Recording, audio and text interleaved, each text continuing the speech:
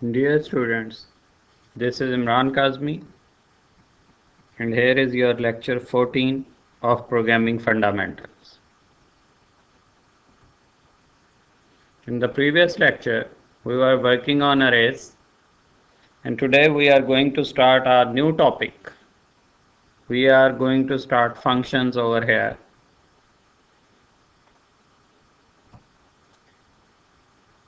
In this lecture, we will work on the following contents. We will define what is function. We will discuss some advantages of using functions. We will discuss the classification of functions. We will discuss the working of functions, function prototypes, and function definitions. In this lecture, we will try to cover these contents related to functions. So first of all, what is function? A function is a self-contained block of code or subprograms with a set of statements that perform some specific task or coherent task when it is called. Function is nothing more than a block of statement, and that block of statement have some specific task, and this block of statement would start its working or perform its job when it is called. Until or unless the function is not called or the block of statement is not called, it will not perform its function. So function हमारा एक block of statements है और इस block of statement का हम कोई specific task assign करेंगे, कोई असाइनमेंट देंगे, कोई इसका मखसूस मकसद होगा, कोई काम होगा, और ये ब्लॉक ऑफ स्टेटमेंट सिर्फ उसी वक्त अपना टास्क परफॉर्म करेगा जब इसे कॉल किया जाएगा। इवन दो कि ये प्रोग्राम में एग्जिस्ट कर रहा होगा, जब तक आप इस ब्लॉक ऑफ स्टेटमेंट को कॉल नहीं करेंगे, ये अपनी वर्किंग परफॉर्म नहीं करेगा या अपना टास्क परफॉर्म नहीं करेगा। सो एक इंडिपेंडेंट ब्लॉक ऑफ स्टेटमेंट है जिसने अपना टास्क सिर्फ उसी वक्त परफॉर्म करना है जब इसको कॉल किया जाएगा।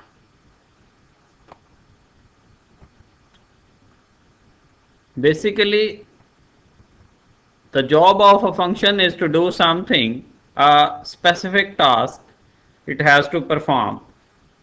For example, it is something like to hire a person to do some specific task like every 6 months servicing a bike or hand over to it.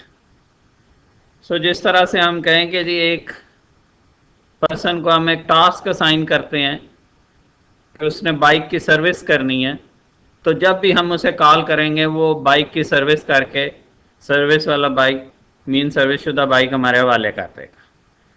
तो जिस तरह से हम एक पर्सन हायर करते हैं और उसको एक टास्क असाइन किया गया होता है और उसने वो अपना मखसूस टास्क परफॉर्म करना होता है, जिस तरह से हम अपने माली को बुलाते हैं और उसे कहते हैं कि जी हमारे लॉन की सफाई कर दे, लॉन की सेटिंग कर दे, उसको एक टास्क असाइन किया गया। तो इसी तरह से आप इसको फंक्शन को इस तरह से ले सकते हैं कि हम एक पर्सन हायर करेंगे जिसको कोई ना कोई टास्क होगा और जब हम उसे कॉल करेंगे तो वो अपना टास्क परफॉर्म करेगा।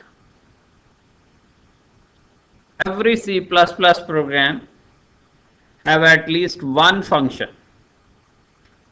हर C++ प्रोग्राम में कम से कम एक फंक्शन आपका जरूर होता है, and that function is main. None of the C++ program is there without main function. So main is compulsory function in every C++ program. Why we use functions? What are the benefits of using functions? So there are several advantages of modularizing a program into function. Whenever you need to modularize a program, mean हमें एक programme को modules में convert करना होगा, parts में convert करना होगा और सब प्रोग्राम्स में कन्वर्ट करना होगा। हम एक प्रोग्राम को मॉड्यूल्स में या पार्ट्स में या सब प्रोग्राम्स में या फिर फंक्शंस में क्यों कन्वर्ट करते हैं? एक प्रोग्राम को पार्ट्स बनाने के या सब प्रोग्राम्स बनाने के या फंक्शंस बनाने के क्या फ़ायदे हैं? We are going to discuss the advantages of converting a big program into smaller functions. The first advantage, reduction in code redundancy. Redundancy means duplication. Sometimes it happens that during programming we need to rewrite the code again and again, and some duplication of statements occur. So if we have developed functions, there would be no redundancy, mean duplication आपकी नहीं आएगी अगर आपने functions का इस्तेमाल किया है, अगर आपने modules का इस्तेमाल किया है, या आप इस तरह से कह सकते हैं कि अगर आपने programs को parts में divide किया हुआ है तो फिर आपकी कोड की redundancy जो है वो नहीं आएगी, mean duplication उसमें नहीं आएगी।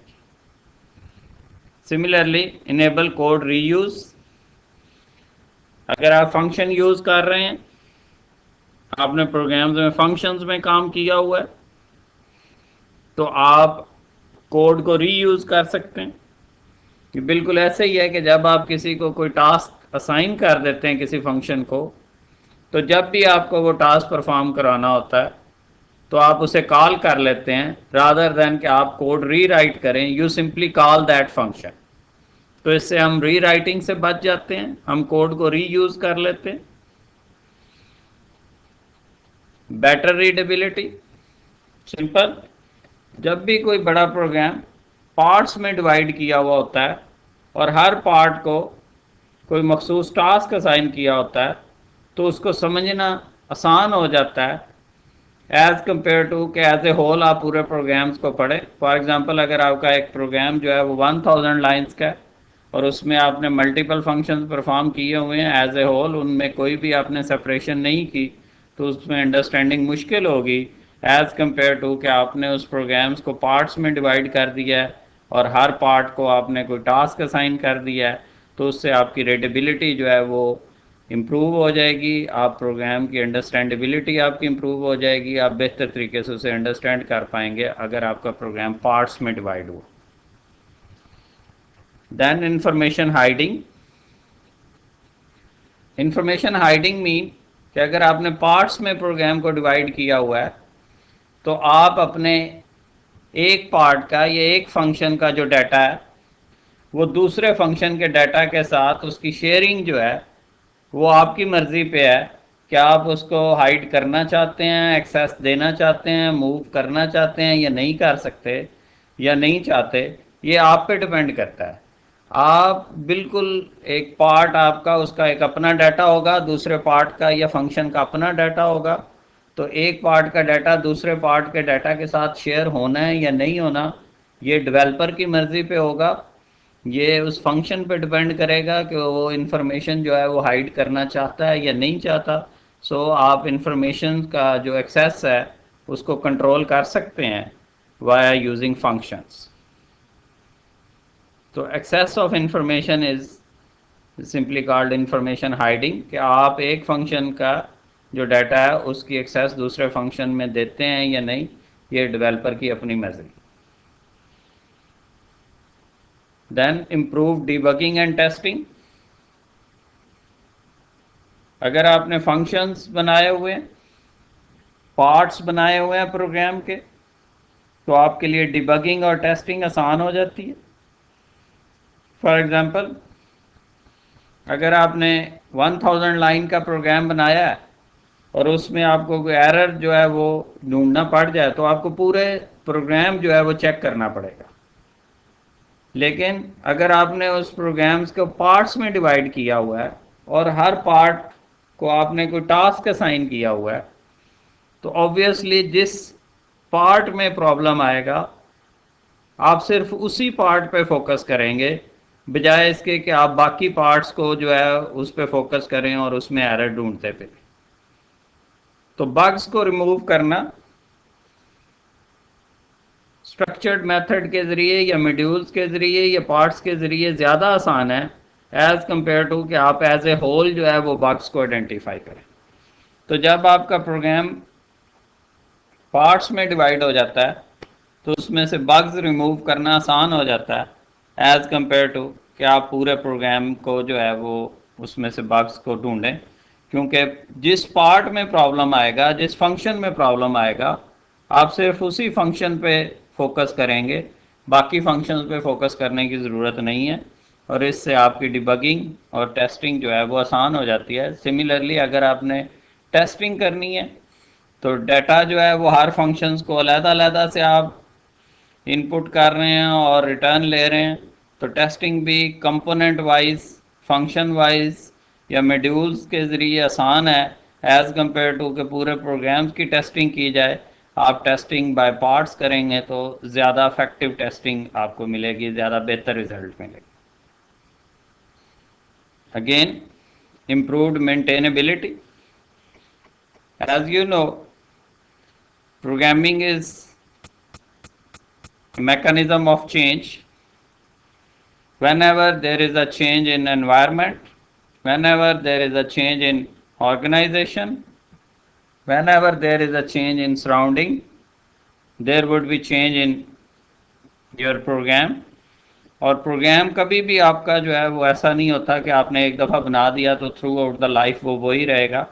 रादर उसमें चेंजिंग्स जो है वो वक्त के साथ साथ आती रहेंगी, और अगर आप एज ए होल प्रोग्राम को डील कर रहे हैं और उसको आपको मेंटेन करना पड़े, उसमें चेंजिंग्स करनी पड़े, तो that would be very much difficult as compare to कि अगर आपने उसे पार्ट्स में डिवाइड किया हुआ है, मॉड्यूल्स में डिवाइड किया हुआ है, तो फिर जिस मॉड्यूल में तब्दीली करनी होगी आप सिर्फ उसी मॉड्यूल्स को जो है वो टच करेंगे, उसी मॉड्यूल पे फोकस करेंगे, बाकी प्रोग्राम को जो है वो आपको उसमें अमेंडमेंट करने की ज़रूरत नहीं है।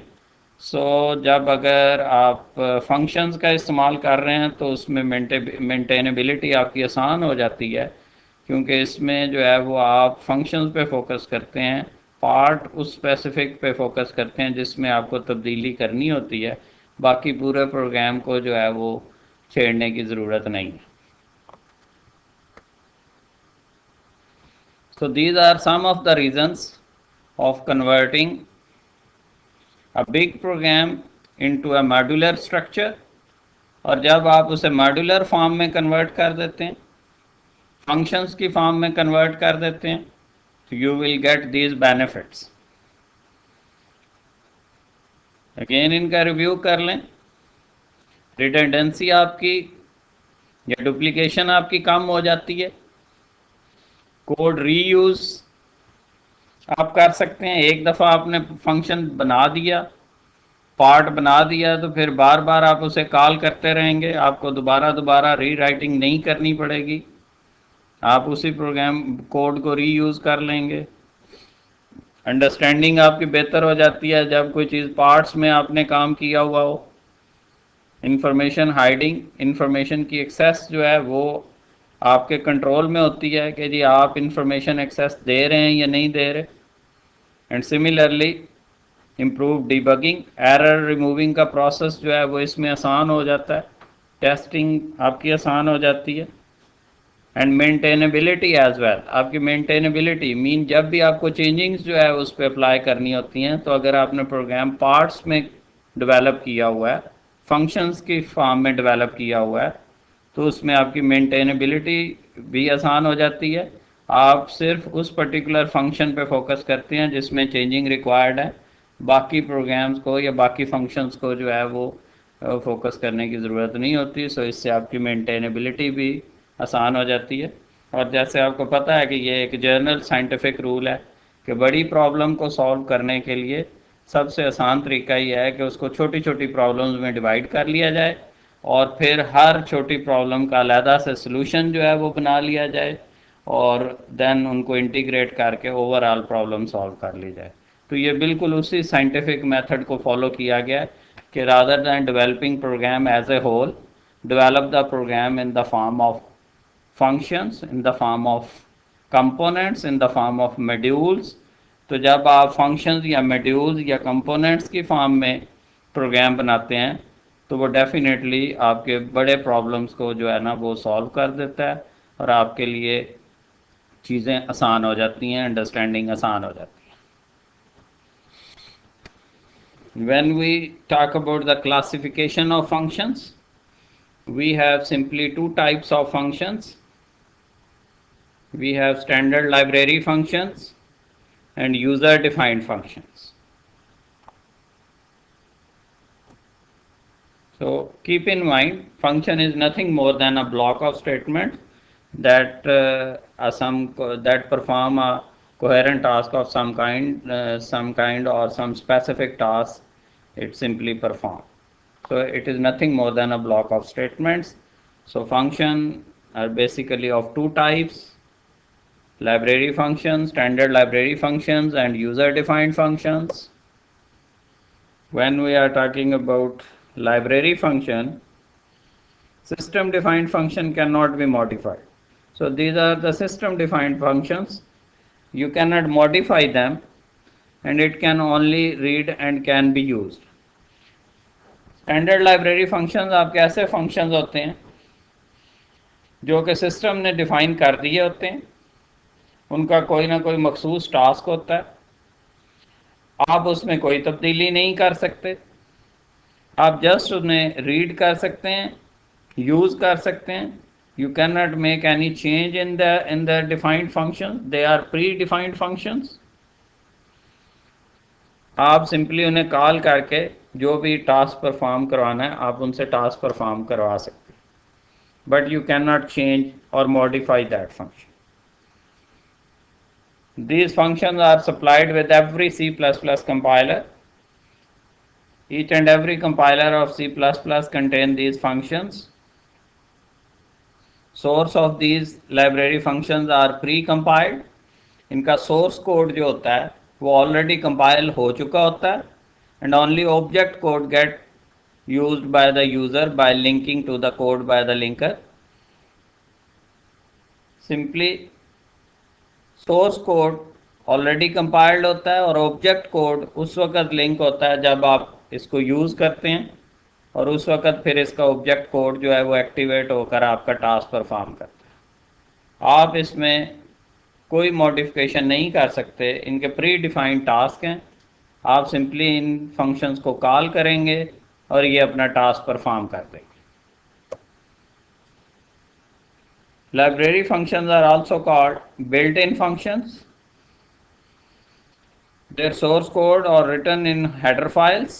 We have included header files like iostream.h, console input-output.h. In header files, these functions are present. In functions को इस्तेमाल करने के लिए आपको उसकी relevant header files जो है वो include करनी होती है. फॉर एग्ज़ाम्पल, जब भी हमने सी इन या सी आउट यूज़ करना है तो उसके लिए हमने iostream.h इंक्लूड करते हैं.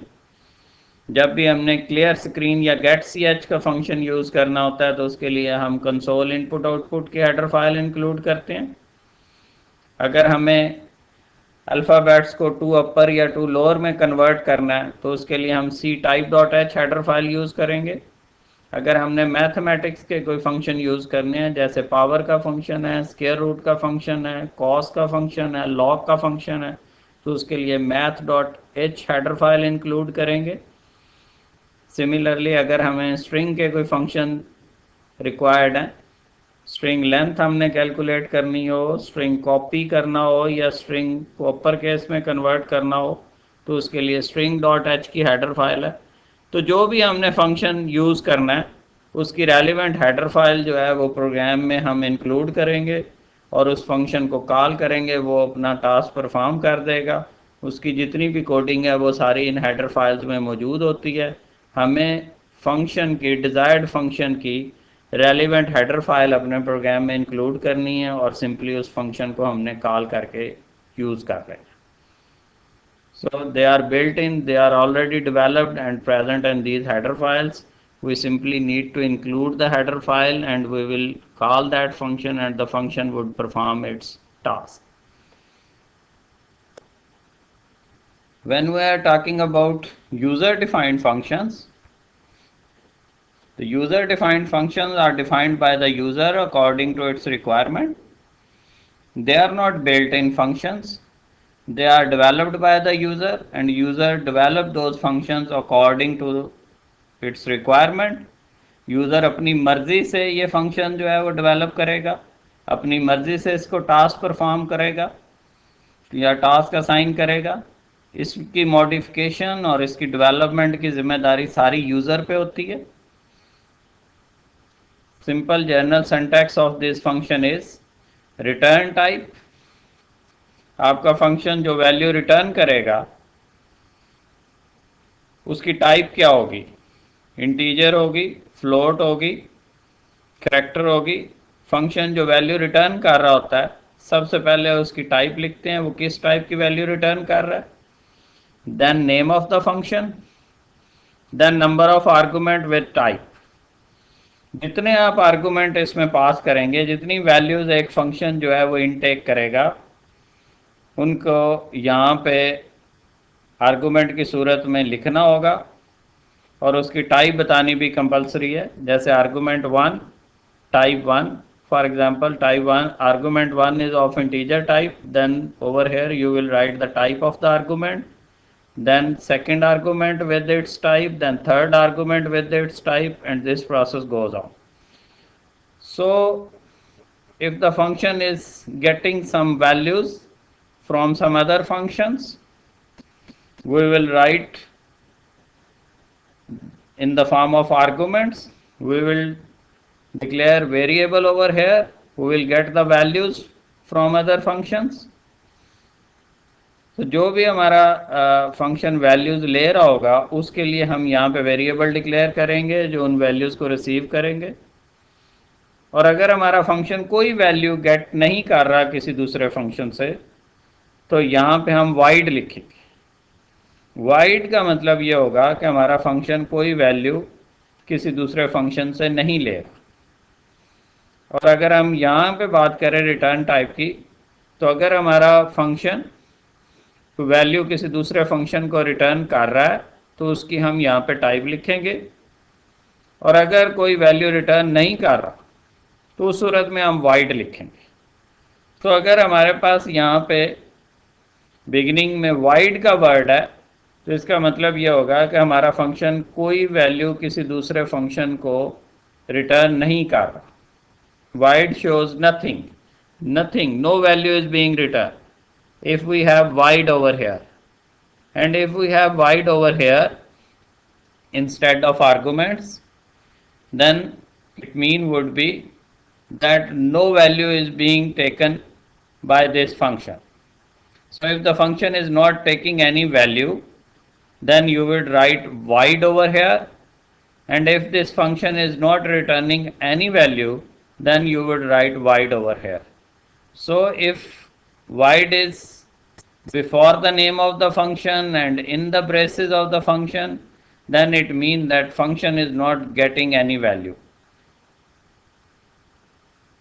So if the function is getting some value, please place some variable with their types, and if it is returning some value, then the return type of that value, and if they are not returning, then write or put void over here. So void indicate no value.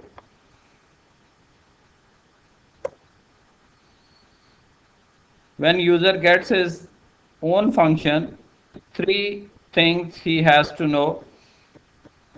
जब भी हम user defined function की बात करेंगे तो 3 चीज़ों के बारे में क्लियर होना चाहिए. एक यूज़र डिफाइंड फंक्शन के लिए 3 चीज़ों की अहमियत है. 3 things must be kept in mind. Function declaration और फंक्शन प्रोटोटाइप. फंक्शन डेक्लेरेशन या प्रोटोटाइप एक ही चीज़ होती है. Function definition and function call. जब भी हम यूज़र डिफाइंड फंक्शन की बात करेंगे तो यूज़र डिफाइंड फंक्शन की परफॉर्म करने के लिए ये ज़रूरी है कि आपके प्रोग्राम में उसके तीनों कंपोनेंट्स जो है वो कंप्लीट हों। डेक्लेरेशन या प्रोटोटाइप भी उसका होना चाहिए, function definition and function call. Three things must be there in the program for a user defined function. Function declaration and prototype is the same thing. What is function declaration or prototype? Function declaration or prototype provides the compiler with the description of function that will be used later in the program. तो जिस तरह से हम variable declare करते हैं, इसी तरह से हमें फंक्शन भी डिक्लेयर करना होता है, जो कंपाइलर को बताता है कि ये फंक्शन इस प्रोग्राम में यूज़ होने जा रहा है। तो उसकी डिस्क्रिप्शन जो है वो बतानी ज़रूरी होती है कि उसका नाम क्या है, वो कौन से आर्गूमेंट या कितनी वैल्यूज़ इनटेक करेगा और कौन सी वैल्यू रिटर्न करेगा, उसकी टाइप क्या होगी। तो डिस्क्रिप्शन बतानी ज़रूरी है कंपाइलर को। तो जिस तरह से हम वेरिएबल डिक्लेयर करते हैं, इसी तरह से हमें फंक्शन भी डिक्लेयर करना है और उसकी डिस्क्रिप्शन बतानी है, उसका नेम, उसका इनटेक और उसकी return type. It's defined the function before it being used. किसी भी फंक्शन को यूज़ करने से पहले उसे डिक्लेयर करना ज़रूरी है। लाइक वेरिएबल्स, जैसे वेरिएबल को यूज़ करने से पहले उसे डिक्लेयर करना ज़रूरी है, इसी तरह से फंक्शन को भी डिक्लेयर करना ज़रूरी है। फंक्शन डेक्लेरेशन या function prototype need to be written at the beginning of the program. तो जिस तरह से हम वेरिएबल्स जो है वो बिगिनिंग में या यूज़ करने से पहले हम डिक्लेयर कर देते हैं, इसी तरह से फंक्शन को भी हम शुरू में ही डिक्लेयर कर देंगे, बिगिनिंग पे ही डिक्लेयर कर देंगे। यूज़ करने से पहले बहरहाल उन्हें डिक्लेयर करना ज़रूरी है। और इसकी डिस्क्रिप्शन में क्या चीज़ें आ जाएंगी? फंक्शन डेक्लेरेशन या prototype must have a return type indicating the variable that the function will be returned. Syntax for the function prototype, return type, function name and list of arguments. For example, we have this prototype double, scared, double number.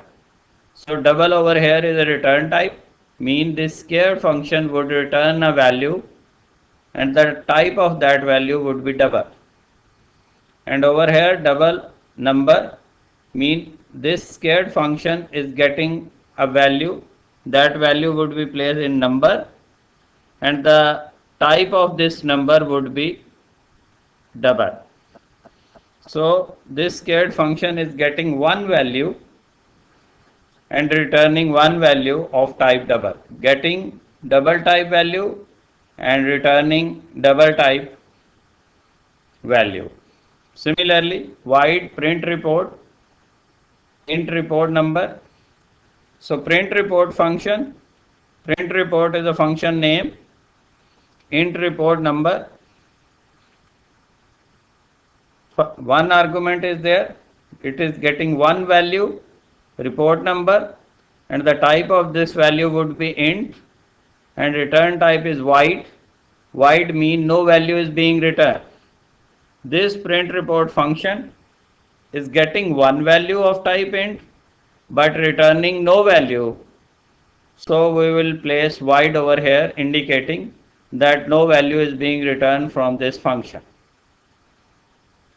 If we have another function, get menu choice, this is the function name.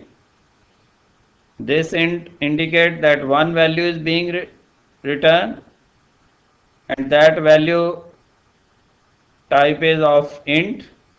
जो value हम return कर रहे हैं उसकी type क्या है? Int है और आर्गुमेंट में हमारे पास void है।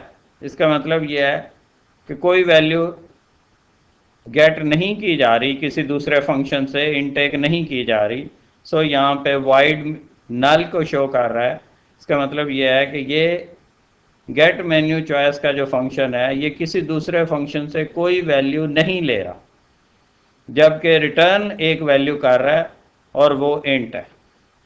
और इसी तरह से अगर हमारे पास यहाँ पे भी void हो और यहाँ पे भी void हो तो उसका मतलब ये होगा कि ना कोई वैल्यू रिटर्न कर रहा है और ना कोई वैल्यू गेट कर रहा है। तो एक दफ़ा दोबारा इन प्रोटोटाइप्स को चेक कर लें।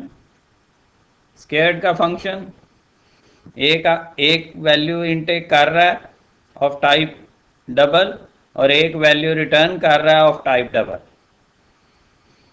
प्रिंट रिपोर्ट का फंक्शन एक वैल्यू इनटेक कर रहा है ऑफ टाइप इंट और कोई वैल्यू रिटर्न नहीं कर रहा। तो चूंकि कोई वैल्यू रिटर्न नहीं कर रहा इस वजह से we would place void over here. Get menu choice, this function is returning one value of type int and getting no value, and as it is getting no value so we would place void over here। तो जब भी हम function के prototype या declaration की बात करेंगे तो हम उसकी डिस्क्रिप्शन की बात करेंगे कि उसका नेम क्या होगा, वो कितनी वैल्यूज इनटेक कर रहा है और कौन सी वैल्यू रिटर्न कर रहा है। तो जो वैल्यू रिटर्न कर रहा होगा उसकी टाइप हम लिखेंगे और जो वैल्यू इनटेक कर रहा होगा उनके वेरिएबल विद टाइप्स लिखेंगे। और अगर कोई फंक्शन कोई वैल्यू इनटेक नहीं कर रहा तो हम वाइड लिखेंगे और अगर कोई वैल्यू रिटर्न नहीं कर रहा तो हम यहाँ पे भी वाइड लिखेंगे। तो यहाँ पे एक बात याद रखें कि एक फंक्शन ज़्यादा से ज़्यादा एक वैल्यू रिटर्न कर सकता है, एक फंक्शन एक से ज़्यादा वैल्यूज रिटर्न नहीं कर सकता। एक फंक्शन एक से ज़्यादा वैल्यू इनटेक तो कर सकता है लेकिन रिटर्न एक ही वैल्यू कर सकता है, एक से ज़्यादा वैल्यू रिटर्न नहीं कर सकता। एक फंक्शन या तो ज़ीरो वैल्यू रिटर्न करेगा, मीन कोई वैल्यू रिटर्न नहीं करेगा, या फिर मैक्सिमम एक वैल्यू रिटर्न करेगा, minimum zero and maximum one value return करेगा। लेकिन इनटेक जो है वो एक से ज़्यादा वैल्यूज़ ऑफ डिफरेंट टाइप्स जो है वो कर सकता है। उसमें ये ज़रूरी नहीं है कि सेम टाइप की वैल्यू वो इनटेक करेगा। हो सकता है वो एक डबल वैल्यू इनटेक कर रहा हो, दूसरी फ्लोट इंटीजर वैल्यू कर रहा हो, तीसरी फ्लोट वैल्यू कर रहा हो। तो आप यहाँ पे जो भी वैल्यूज़ रिटर्न हो रही हैं उनको जो भी वैल्यूज़ इनटेक हो रही हैं विद टाइप आप यहाँ पे उन्हें डिक्लेयर करते हैं। लेकिन रिटर्न वो एक ही वैल्यू करेगा, मैक्सिमम मिनिमम ज़ीरो, कोई वैल्यू नहीं रिटर्न करेगा। तो अगर कोई वैल्यू रिटर्न नहीं कर रहा तो इन दैट केस आप वाइड लिखेंगे और अगर कोई वैल्यू रिटर्न हो रही है तो फिर उसकी रिटर्न टाइप लिखेंगे, इंटीजर है या फ्लोट है। तो यहाँ पे याद रखें कि अगर हमें किसी फंक्शन से एक से ज़्यादा वैल्यूज़ रिटर्न करवानी हो तो इन दैट केस फिर हम पॉइंटर्स का इस्तेमाल करेंगे, हमारा नेक्स्ट कमिंग टॉपिक है। लेकिन विदाउट पॉइंटर उसने मैक्सिमम एक वैल्यू रिटर्न करनी। अगर एक से ज़्यादा वैल्यू रिटर्न करवानी हो तो उसके लिए हमें फिर पॉइंटर्स का इस्तेमाल करना। नेक्स्ट है G function definition. It is the actual function that contain the code that will be executed and should be identical to the function prototype। हमारे पास ये जो लाइन है ये एग्जैक्टली सेम होगी जो हमारी प्रोटोटाइप पे, ये वाली लाइन जो हमारा प्रोटोटाइप है वही हमारी ये फर्स्ट हेडर जो फंक्शन हेडर होगा। Function header is exactly similar to function prototype. Header में हम उसी तरह से उसकी रिटर्न टाइप बताएंगे, फंक्शन नेम बताएंगे और list of arguments with data types. और ये वो प्रॉपर जगह है जहाँ पे हम कोड लिखेंगे जो फंक्शन की बॉडी कहलाता है। इस फंक्शन की बॉडी में एक्चुअल आपकी स्टेटमेंट्स आएंगी जो कोई स्पेसिफिक टास्क परफॉर्म करेंगी। तो function definition is actually the real function developed. तो ये फंक्शन की बॉडी है, दो चीज़ों से फंक्शन डेफिनेशन मिलकर बनती है, फंक्शन हेडर और function body. Function header is exactly similar to function prototype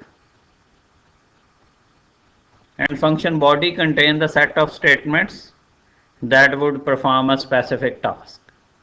ये आपकी फंक्शन बॉडी होगी। For example we have a function header like this float conversion float celsius। अब अगर हम इस फंक्शन हेडर पे फोकस करें तो फंक्शन नेम हमारा क्या है, कन्वर्जन है। सेल्सियस की वैल्यू जो है वो इनटेक कर रहा है। और ये फ्लोट जो है वो इस चीज़ को रिप्रेजेंट कर रहा है कि हमारा कन्वर्जन का फंक्शन एक वैल्यू रिटर्न करेगा और जो वैल्यू रिटर्न होगी वो फ्लोट टाइप की होगी। तो ये रिटर्न टाइप हमारी फ्लोट है, मीन जो वैल्यू रिटर्न की जाएगी वो फ्लोट टाइप की होगी और जो वैल्यू गेट की जाएगी वो भी फ्लोट टाइप की होगी। तो यहाँ पे इनटेक वैल्यूज आ जाएंगी और ये हमारी रिटर्न टाइप आ जाएगी और ये फंक्शन का नेम आ जाएगा कन्वर्जन। फंक्शन की बॉडी में हम फॉरेनहाइट का वेरिएबल डिक्लेयर करेंगे of type float and this Fahrenheit is equal to Celsius multiply by 33.8। तो जो भी सेल्सियस की वैल्यू हम गेट करेंगे ये वाली, ये वैल्यू 33.8 से मल्टीप्लाई होकर फॉरेनहाइट कैलकुलेट हो जाएगा एंड रिटर्न फॉरेनहाइट, जो फॉरेनहाइट की वैल्यू कैलकुलेट होगी वो फॉरेनहाइट की वैल्यू रिटर्न हो जाएगी। और चूंकि फॉरेनहाइट की वैल्यू फ्लोट है इस वजह से हम यहाँ पे फ्लोट लिखेंगे।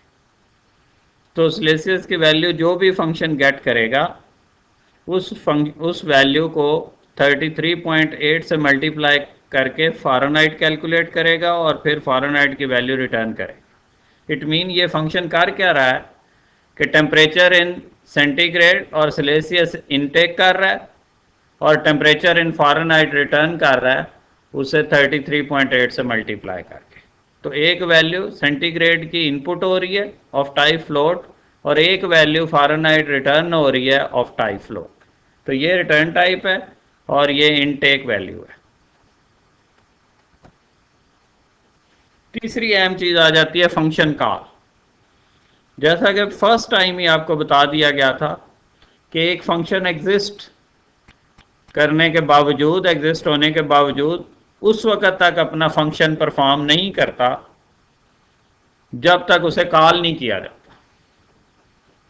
तो जब भी आप फंक्शन से टास्क परफॉर्म कराना चाहें तो उसके लिए फंक्शन को कॉल करना ज़रूरी है। अगर एक फंक्शन एग्जिस्ट कर रहा है और आप उसे कॉल नहीं करते तो it would not perform its task. So to execute the function, to activate the function, it need to be called. A function can be called by specifying name and list of argument enclosed in the parentheses and separated by commas. If there is no argument, empty parentheses are placed after function name, and if function return a value then function call is written as assignment statement. सो अगर आप इसकी बात करें तो यहां पे सम is your function name, parenthesis में जो x, y है ये आपके आर्गुमेंट्स हैं जो फंक्शन जो है वो लेके जा रहा है या जो वैल्यूज पास की जा रही हैं वो x और y की हैं। अगर वैल्यू एक फंक्शन लेके जा रहा है या पास की जा रही हैं तो यहाँ पे वो वेरिएबल्स रखेंगे जिनकी वैल्यूज लेके जानी है। लेकिन अगर कोई फंक्शन कोई वैल्यू लेकर नहीं जा रहा तो ये पैरेंथेसिस आप एम्प्टी छोड़ देंगे, यहाँ पे कोई वेरिएबल नहीं आप लिखेंगे। तो अगर एक फंक्शन वैल्यू लेके जा रहा है तो इसका मतलब ये होगा कि आप यहाँ पे वो वैल्यूज लिखेंगे, और अगर एक फंक्शन कोई वैल्यू लेके नहीं जा रहा तो आप ये पैरेंथेसिस को ब्लैंक जो है वो रहने देंगे। For example, if you write this statement as sum blank parenthesis and semicolon, this would be the indication that sum is called and no argument is being passed. And if you write a variable, then it means that sum is being called with one argument, one value is being passed. And if it is extended with y, then it means that sum is being called with two arguments, two values are being passed. And similarly, you can extend it with z if three values are being passed. But if no value is being passed, then you will keep these parentheses empty. And on the other hand, if function is not returning any value, You will write this in a simple way. But if the function is returning some value, you would place a variable like a. This a would indicate the value that would be returned from sum would be assigned to this variable a. So if the function is returning some value, then while calling that function, please place it with some assignment operator equal to and with some variable, so that when the value is returned, the value would be assigned to that variable. So if sum is returning some value, that value would be assigned to this variable a. But if sum is not returning any value, you would keep this sum in this way. So this statement, this one is indicating that sum is being called with two argument, mean दो values को जो है वो लेके जा रहा है x और y की वैल्यू को, और एक वैल्यू रिटर्न हो रही है, और जो वैल्यू रिटर्न हो रही है वो वैल्यू a को असाइन होगी। लेकिन अगर वो कोई वैल्यू रिटर्न नहीं कर रहा तो आप इसके अगेंस्ट कोई वेरिएबल जो है वो नहीं लिखेंगे और सिंपली इसी तरह से कॉल करेंगे। लेकिन अगर फंक्शन वैल्यू रिटर्न कर रहा है तो फिर हम यहाँ पे एक वेरिएबल लिखेंगे जिसमें वो वैल्यू आके आपकी स्टोर होगी, और जो वैल्यूज वो पास कर रहा है वो आप पैरेंथेसिस में रखेंगे। और अगर आप पैरेंथेसिस को ब्लैंक छोड़ देते हैं तो इसका मतलब ये होगा कि सम जो है वो कॉल हो रहा है लेकिन कोई आर्गुमेंट उसमें पास नहीं हो रहा। तो माय डियर स्टूडेंट्स,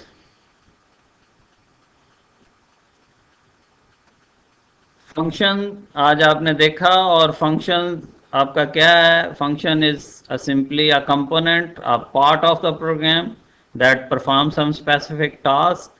और प्रोग्राम में फंक्शंस बनाने के एडवांटेजेस भी आपने डिस्कस किए। मीन जब आप प्रोग्राम को पार्ट्स में या फंक्शन में डिवाइड कर देते हैं तो वो कितना सिंपल हो जाता है। और फिर आपने देखा कि एक फंक्शन जो है जब आप डेवलप करते हैं तो उसके लिए किसी भी फंक्शन के रन होने के लिए, उसे एग्जीक्यूट होने के लिए तीन चीज़ों की ज़रूरत होती है: फंक्शन डेक्लेरेशन, फंक्शन डेफिनेशन और फंक्शन कॉल। तो जब भी आपने प्रोग्राम बनाना है और यूज़र डिफाइंड फंक्शन पे काम करना है तो आपने ये तीनों चीज़ों का ख्याल रखना है कि आपने फंक्शन डिक्लेयर भी करना है जिसमें उसकी डिस्क्रिप्शन बतानी है, फंक्शन डिफाइन भी करना है जिसमें आपने सेट ऑफ स्टेटमेंट्स या कोड लिखनी है, और फिर उसे फंक्शन को कॉल भी करना है, क्योंकि जब तक आप फंक्शन कॉल नहीं करेंगे तब तक इवन दो कि वो डिक्लेयर हुआ हुआ हो, डिफाइन हुआ हुआ हो, जब तक आप कॉल नहीं करेंगे तो वो एग्जीक्यूट नहीं होगा, वो एक्टिवेट नहीं होगा। तो फंक्शन को जब भी आपने, जितनी दफ़ा भी आपने कॉल करें, कॉल करना है या एग्जीक्यूट करवाना चाहेंगे तो उसके लिए फ़ंक्शन को कॉल करना कंपलसरी है। ये हो सकता है कि आप एक प्रोग्राम में फंक्शन बनाएं और उसे कॉल ना करें तो वो अपना टास्क परफॉर्म नहीं करेगा, और ये भी मुमकिन है कि आप एक फंक्शन बनाएं और उसे मैनी टाइम्स कॉल करें, जितनी दफ़ा आप उसे कॉल करेंगे वो अपना टास्क परफॉर्म करेगा। तो इसका मतलब ये हुआ कि एक फंक्शन जो है जब भी आपने डेवलप करना है तो उसके लिए इन तीन चीज़ों का ख्याल रखना है: डेक्लेरेशन का, डेफिनेशन का और कॉल का। until or unless you do not call the function would not be activated। Okay जी, थैंक यू वेरी मच। इंशाल्लाह नेक्स्ट क्लास में हम यहीं से आगे स्टार्ट करें।